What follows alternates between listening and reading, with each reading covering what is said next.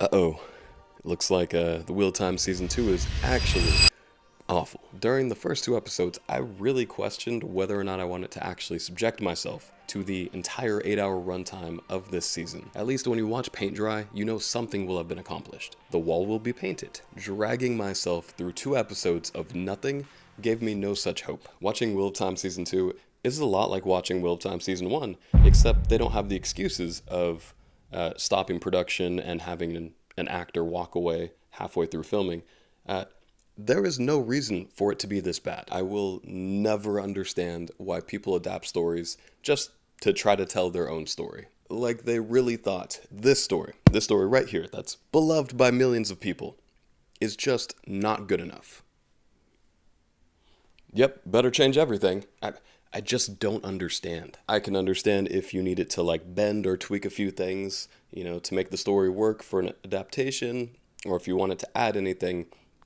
Maybe if there was a scene in the book that definitely happened, but it happened off page and you wanted to maybe show that. And like, okay, sure, whatever.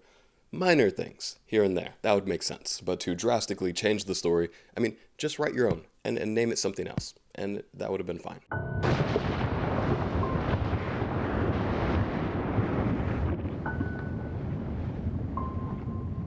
Money. So I think what Steve is trying to say is that people were pretty disappointed with Season 1. How are we going to improve with Season 2? Maybe we can stick closer to the source material. Ooh, how about instead of that, I change Rand's name to Rake, and then rename the entire show The Rake of Time. Huh? Well, people only really subscribe to Amazon Prime for the free shipping anyways, so who cares? Money. The magic looks silly. Others have pointed this out before, but it would be a lot cooler if they just showed the effect of the magic, not the actual sparkly lightning bolts. Imagine if in Star Wars, every time someone used the Force, sparkly lightning bolts shot out of their hands. Like that, but worse. It just looks bad. And for what? Like 10 million an episode? They could do better by doing less. When they finally do manage to create a little bit of tension, it's when Egwene overhears Nynaeve talk bad about her while she's venting. This is my least favorite way to build tension, because they'll be cool again. It's just a waste of time arc. So they'll have meaningless pretend drama until they figure it out, which is just annoying rather than captivating. Just like Moraine losing her powers, she's just going to get them back. So much of her story this season is just a time suck. I really just wanted to fast forward through all her scenes and get to the point where she gets her powers back. Then the whole thing with Lan and Moraine being detached.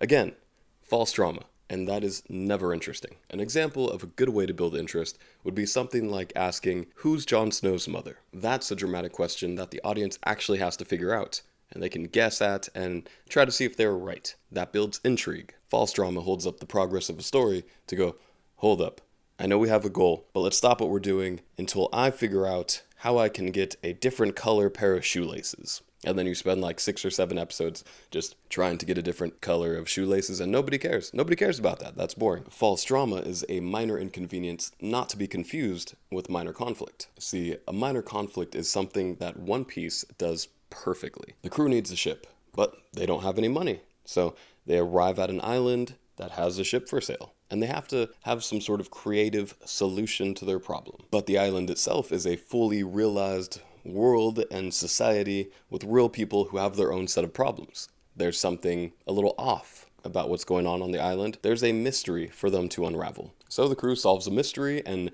defeats a worthy adversary in ways that reveal character and are rewarded with the ship. It was fun and exciting, and most importantly, moved the plot forward. A minor inconvenience, on the other hand, is something like Moraine loses her powers. So she's sad and wanders around until she gets her powers back. Or like when Lan is detached from Moraine, and so he's sad and wanders around a bit until she gets her powers back. Or like when Egwene is upset with Nynaeve, so she's sad and wanders around until she talks to Nynaeve. This halts the story in the most boring way. Now, if you've disagreed with anything I've said in this video, you should probably watch part 2.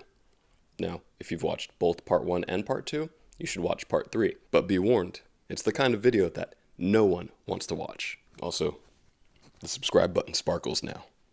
So, I don't know. It just